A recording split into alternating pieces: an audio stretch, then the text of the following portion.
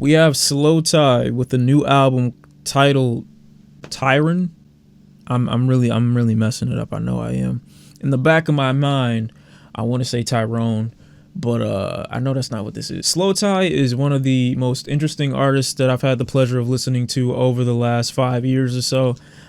Another artist who I feel like I never had to be introduced to, but his music just kind of slid into the rotation. I feel like I don't remember what my first experience was listening to slowthai's music, but I do know hearing him be a part of music with JPEG Mafia, music with Denzel Curry, music with Brockhampton.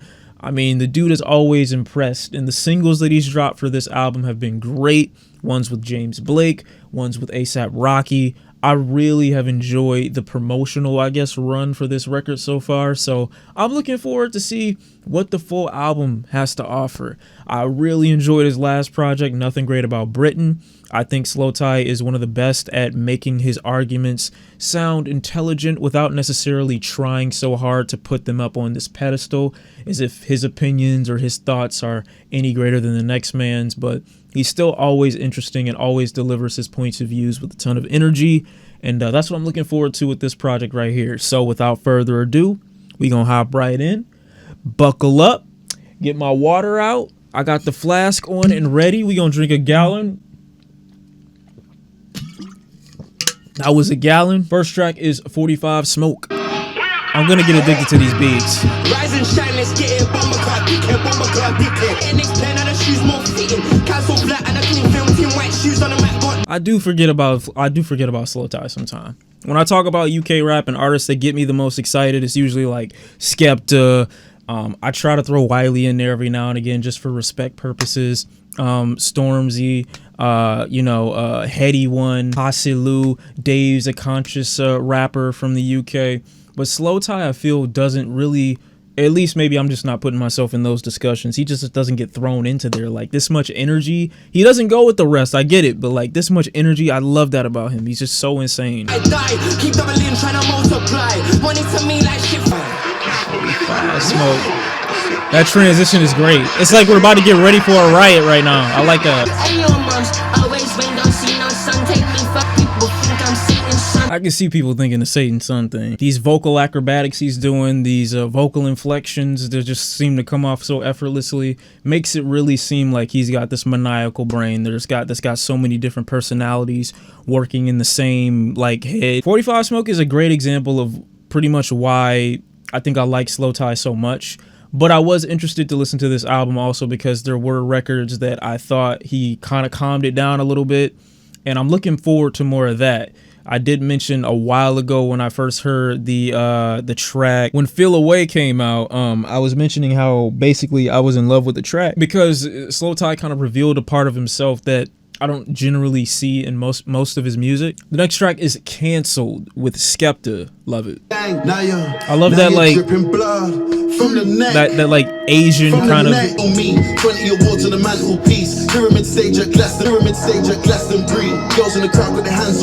You know what's funny? I think this does reference probably what he went through after that very awkward stage performance. I don't remember where he was that day, but he did come off really I don't know. It wasn't a good look. Definitely a big yikes. And maybe this is in reference to that. I am the actor, fuck the Oscars. Main stage in my boxes. 1,000 grams, fuck. She said I do magic like Harry Potter. I'm off the vodka, ordering lobster. City's preposterous. The production for these types of songs do so much to help slowthai's expression. Like, I get that he can do it all himself, but just knowing that the production has the kind of fluidity that slowthai has and that much more flexible. That's what I like so much about what's going on right here. And I'm probably wrong. I don't know what it sounds like an Asian flute or some type of, Eastern instrument. I don't exactly know what it is. I would have liked to hear more of that on this track as well. I kind of want slowthai to kind of rap over that, because that loop in my head is just crazy. Also, all of this switches. Okay, so I get this. This is kind of like a, who are you to tell me what I am, what my worth is, who I am as a person, based off of this one thing that you may or may not agree with. Cancelled as a song. And I can agree to an extent with the sentiments behind this song or why it was created. I do think it's another conversation for why cancel culture kind of exists, you know, or why people think, you know, cancel culture is so necessary to kind of give a voice to people that don't have one. But yes, it definitely is applied in certain situations where it shouldn't be, and people need to realize that, like, all right, this dude did something that I don't necessarily agree with, but it doesn't define his entire being. It doesn't define his entire character. And what are you gonna do when you have something that you disagree with and no one's around to agree with you? You know what I mean? Are you going to be as vocal? There's strength in numbers, but what can you do on your own? What are you willing to do by yourself? And I can understand that too. People feel really comfortable saying something about someone when everyone else is already also saying that thing about someone. Whether they're right or wrong, what are your moral stand when no one else is, you know, around to congratulate you or to like your post or to whatever the case is? But I can really agree with those sentiments. I can understand that. Track number 3 is MAZZA with A$AP Rocky. I've already heard this, but this track is great. This track was great when I first heard it. MAZZA lean when I'm pulling up muddy dungarees. It's like the synths or the drum is just like vibrating the whole time. It's like there's no time for thinking or no time for like a settle down. This song feels like it should be a headache. But the next track is Vex. The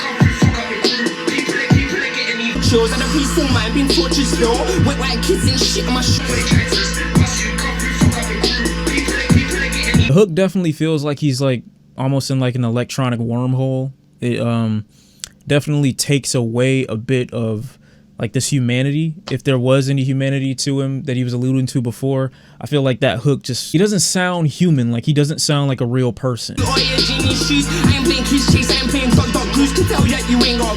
if I have to describe this track sonically, it sounds like almost algorithmic. Like it's based off of like a program, or it's going based off of like an AI or something like that. What a slowthai song would sound like. And I don't think that's necessarily a bad thing. I'm sure there's some thematic purpose for this song, but it definitely does remove him from like any type of human characteristics that I felt from him before with how much is going on with this song. He does say a couple things that he doesn't care about, like not caring about your shoes, not caring about certain things. So I don't know if this is about just like a superfluous song that's about your exterior or about your image. But yeah, not my favorite track, but yeah, it's if there is a thematic purpose for that song, sonically it does prove a point somewhat. Next track is What. Why is this 48 seconds? This is great. I might have spoke too soon.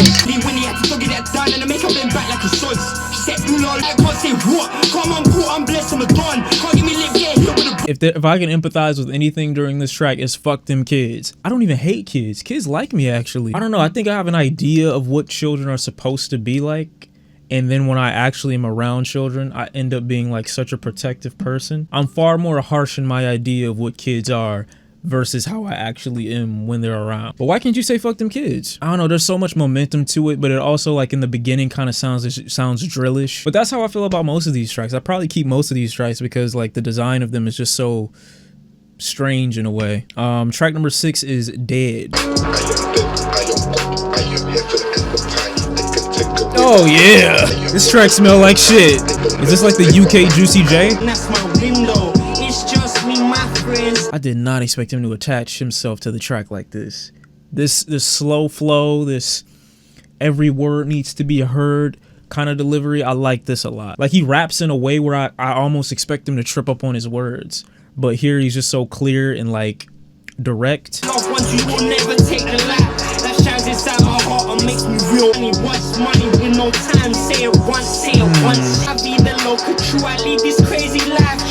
Oh man, that's great right there. I like that a lot. I don't know where the like it sounds like a piano like kind of starts in this track and how it feels like it takes up the whole part of the song, but it's like it's a very small part of it. Yeah, he sounds more focused here. I don't know why. He sounds more focused on this track.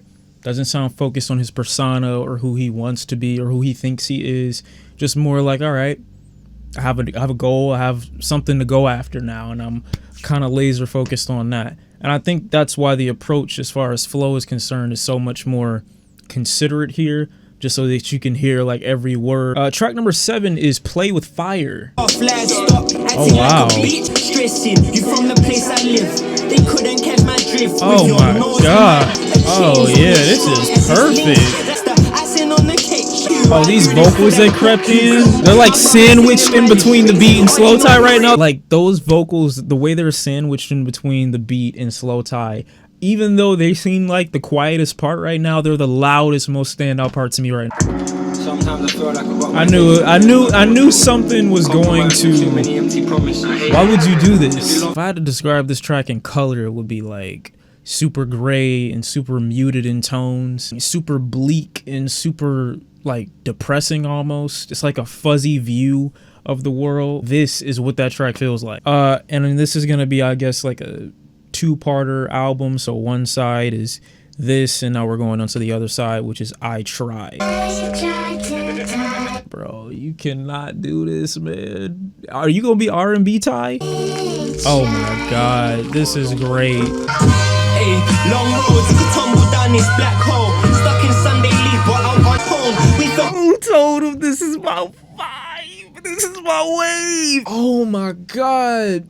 Did you hear the color that came into the track? I know that made no sense, but you know what I mean. Did you hear the color that popped into that track?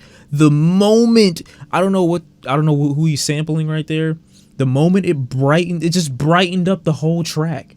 It brightened up. If the last track was like super gray, super staticky, super hazy, and like dull, this track is like opening your perspective from the fuzziness to the brightness to the color to I can see now. This is a great album. Like I'm underestimating it because I forgot this is only 14 songs. It's only 35 minutes long, but everything that I've heard, with the exception of me not being a huge fan of Vex, it's great. Surrounded by pythons, niggas saw right through their neck. You're fucking with 10-4 you walk, but I've been running from this. Who is this that he sampled? Still waiting for the boy B. I think it's time to move on. I don't really get too many tracks that remind me of like Igor-ish, and I don't really like giving Tyler that kind of credit because of how much that album was influenced by. But wow, the color of this track, y'all don't understand. Like the way I now see music is I see it as colors. I get happy or my emotion can sway depending on the color that I see, or the certain colors are associated with certain emotions, certain passions, certain ideas. And when I see this, it's just a flood of everything. You can see it all, you can see it all. It's more layered as far as his personality. It's not just the kind of abrasive, in your face, do something, kind of rap. Now it's like, let me turn all that attacking that I was doing like to the world. Let me put that inward. Let me look at me. Track number 2 is called Focus. It's like a trap. It's like whoa. I don't know what this is. Could have given me kind of like a trap-ish, kind of like southern. Shoe fits Cinderella, pure amusement, and I'm fed up. Why you so jealous? Wish I'd take my face off. Said I'd be enough. I don't know, that take my mask off thing is like, let me remove who I'm trying to be. People keep talking shit, I cut through the thick of it. Focus on some other shit. Focus. That track just kind of speaks for itself. I don't really need to say much about it, but I do like how that sounds and like regionally what it feels like it references. And with like that trap foundation, that cowbell in there, it really makes it feel like some Miami or some southern rap music, you know what I mean? So just being that resourceful and taking from everywhere, I like stuff like that. Track number 3 is Terms with Dominic, Fike, and Denzel Curry. Not a big Dominic Fike fan, I'll tell you that. It sounds like a Russ hook, or almost Black. I feel like Black could sing this hook.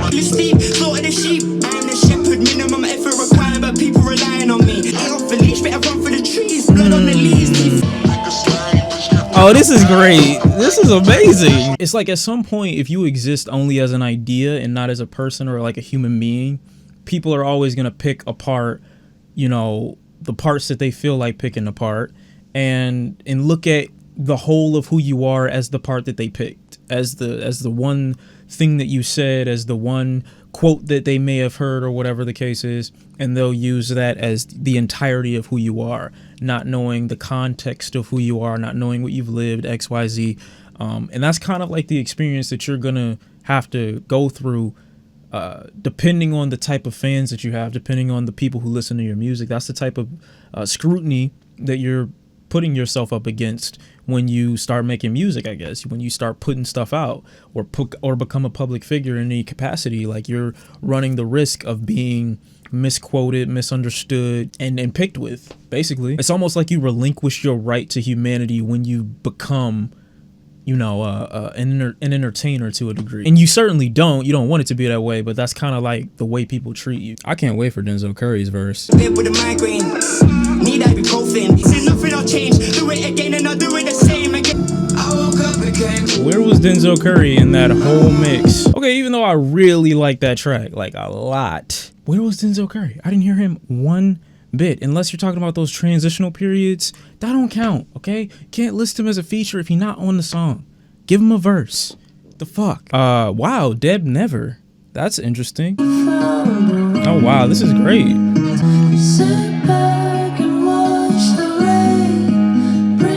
Like, there's this huge dichotomy between these two parts of the song. This journey of possible peace on the inside, and then this journey of chaos on the outside. Like, the first half of this album is just so nocturnal and dark and kind of gray in its thinking, kind of pessimistic and bleak on the outlook, and very, you know, abrasive to some degree. And the second half is just so vibrant and colorful and sunny and hopeful and everything like that. So it really is a good dichotomy on this album, where I can see one half of slowthai is kind of like this rough exterior, and then the other half of him is just kind of like this guy who's kind of out for peace. Side of the yonder, far cry from a younger. Hard times when we stronger. And people can't see cause they live in the promise. Some dumb fish out with the beat the bubble. Gotta line it up when push comes to shove. That is so corny. Yeah, I like this song a lot as well. Deb Never kind of transitioning into the background, kind of offering these ghostly vocals, and then this kind of like the sunny mist in the back. I like it. I like that a lot. The song comes together really nicely. It's just like, keep going. You know, that's really it. It's just like, keep going. And I've already heard NHS and Feel Away, so we're gonna go to the last track, which is ADHD. But in the context, I'm gonna still listen to those two songs just outside of this video. Trying to get a grip, fingers slipped in a mouth. Sitting in a so I project, deflect, and they call it self-defense. For the pressure and we all got it sore tongue and cheek, trying to sweep out the fakes. Love never felt real, the wheels won't. I think this is the most comfortable I've ever heard him rap. If you had to give me a song that says like, this is what fits what this person kind of sounds like the most, or this is what they sound most comfortable over, at least from what I can hear, this will be the song. Like, this sounds like he's just in his element. This track and the track before the transition, I think it was Play With Fire or it was Dead. I have says cause I ain't got control yet. I'm trying to fly but my wings feel broken. Is that him singing? I just shake my head. You can't be my friend. Living and I'm dead. Caught in Charlotte's Web. I can't feel myself. I like this album a lot. This is probably, next to Jasmine Sullivan's Hotels, probably my favorite album this year. Like, he did a really good job just painting a duality, giving himself more layers, adding more to the definition of what we know to be slowthai. And I think this album was just a great depiction of all the elements of who he is, things that he's slightly insecure about, things that, you know, kind of act as an explanation for why his behavior may come off as so erratic. Doesn't necessarily excuse, like, as far as anything that he's done that could be deemed as objectively wrong from the public's point of view. But I think there is a lot to be said about the way he kind of looks at himself and the way he feels he's perceived by people, almost as if he's fetishized from the perspective of listeners, almost like he is a tool to exist for people's enjoyment. And that's something that's been pondered on for years and years. He isn't the first person to tackle, but I do think as far as the way that contributes to how he may view himself, as far as whether or not people take it seriously, whether or not people care about it. The same thing could be said for a track like ADHD. Like, do people really understand the pitfalls or the, you know, the negative aspects of this? Do they just think it's something that goes away? Do they think it's something that I can control? So I definitely think his view of how people view him has kind of either helped him focus more or helped him change, or helped him be more determined on the things that he actually wants to go for in life. And I think setting this part of himself up, not necessarily in concept or not necessarily in idea or having an enemy to go against, putting himself as the, I won't say obstacle, but putting himself as the biggest point of research, basically putting himself on the stand to kind of be dissected, and him doing it, I think that's putting himself in a really vulnerable position. And I don't think he's done that as far as previous records are concerned. And that vulnerability, as far as I'm concerned, maybe there are aspects that I could have done more with as far as introspection when it comes to why do you feel this particular way about yourself? Do you know of a specific story that kind of made you have this exact thought process? But it takes time to peel back those layers of an individual. And I think getting kind of like a method to the madness in part 1 and an idea of how he plans to focus more and while also revealing parts of himself that people don't already know about, I think was a great choice for him. Because it seems like it was therapeutic. I mean, like last track and a couple of these tracks, he seemed the most comfortable I think I've ever heard him. Oh yeah, like the slowthai album, TYRON, I think it's called. I like it a lot. I think he did a great job. Production wise, I think this is really creative. I think it draws from a lot of different places. I think it's very resourceful, but I definitely can appreciate if this is the direction that he's going in, this more heart introspective and colorful direction. I'm definitely open to hearing more music like that from him. But yeah, this is how I feel. Slowthai with TYRON.